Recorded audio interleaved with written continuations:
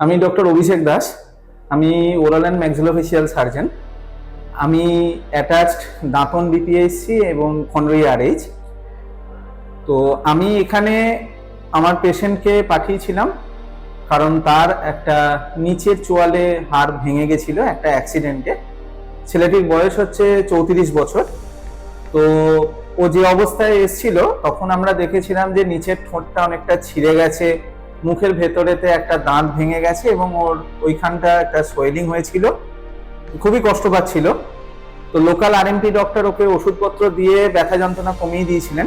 তো তারপরে আমরা এক্স রে করে দেখতে পাই যে চোয়ালটা ভেঙে গেছে। তো আজকে আমরা সেই ভাঙা চোয়ালের অপারেশন করলাম আমাদের এই শ্রীকৃষ্ণ নার্সিংহোম নারায়ণগড়ে। তো এই নার্সিংহোমেতে আমি এর আগেও ওটি করেছি।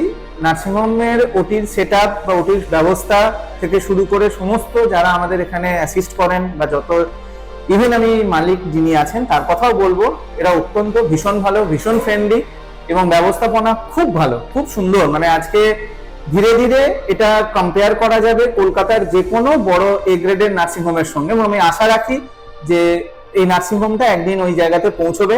আমরাও আছি।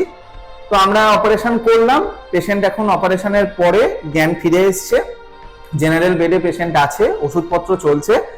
তো আগের থেকে অনেকটা ইমপ্রুভ এবং গ্র্যাজুয়ালি যে কোনো সার্জারির পরে অন্তত 72 আওয়ার্স দেখতে হয় যে কতটা প্রবলেম বা কমপ্লিকেশনস আসছে। তো সেটা তো আমরা দেখবো। পেশেন্ট এখানে আমাদের ভর্তি আছে।